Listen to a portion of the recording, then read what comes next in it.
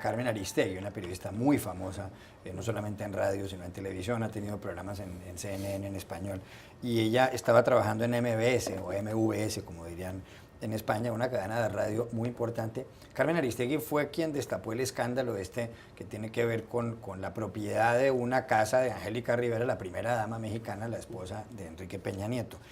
Recientemente se vinculó a México Leaks, una compañía que por supuesto filtra, o una agremiación que filtra noticias importantes, pero a los dueños de MBS no les gustó que ella estuviera vinculada con esta empresa y expidieron un comunicado diciendo que estaba haciendo uso de la marca sin autorización.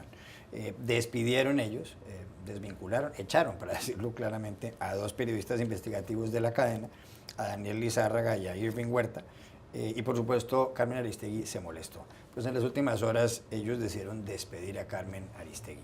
Esto ha generado un rechazo de un sector importante de la opinión pública mexicana. ¿Qué lectura le da a usted a lo que está pasando con Carmen Aristegui en México? Bueno, yo creo que hay que tener presente que el incidente, el famoso incidente de Mexilix, digamos que solamente fue el pretexto. No era un secreto que desde hace ya varios meses atrás MBS y Carmen Aristegui tenían serios problemas porque la empresa estaba muy presionada por el gobierno, porque consideraban que Carmen Aristegui tenía su propia agenda política. Esa es la impresión que se tenía desde el gobierno. Y evidentemente, después de una serie de presiones, a MBS le costó muy caro seguir manteniendo al aire a Carmen Aristegui, perdieron algunas concesiones. Y yo creo que desde la empresa se llegó al convencimiento de que era mejor soltar lastre, sacrificar a Carmen Aristegui con tal de conservar puestos de trabajo y el futuro de la propia empresa, porque la presión estaba ahí y no se iba a ir.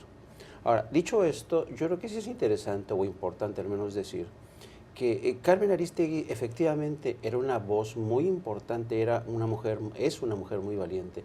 Yo creo que nadie como ella se hubiera atrevido a exponer el escándalo de la Casa Blanca del presidente, las oscuras negociaciones para la licitación de este tren de alta velocidad México-Querétaro, que al final dejó a los chinos con la puerta en las narices.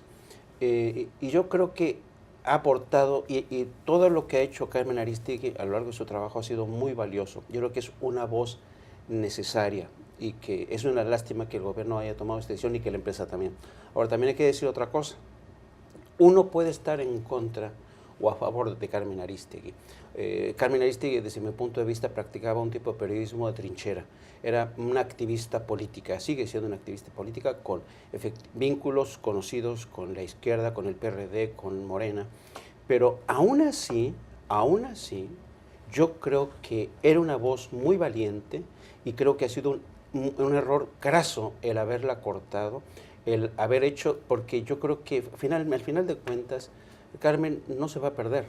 Yo estoy convencido que va a regresar y quizá con más fuerza, porque yo creo que sigue siendo una voz muy necesaria en México. Y esto te demuestra hasta qué punto lo que ha ocurrido en México tiene que ver muchísimo con este fallido proceso de transición.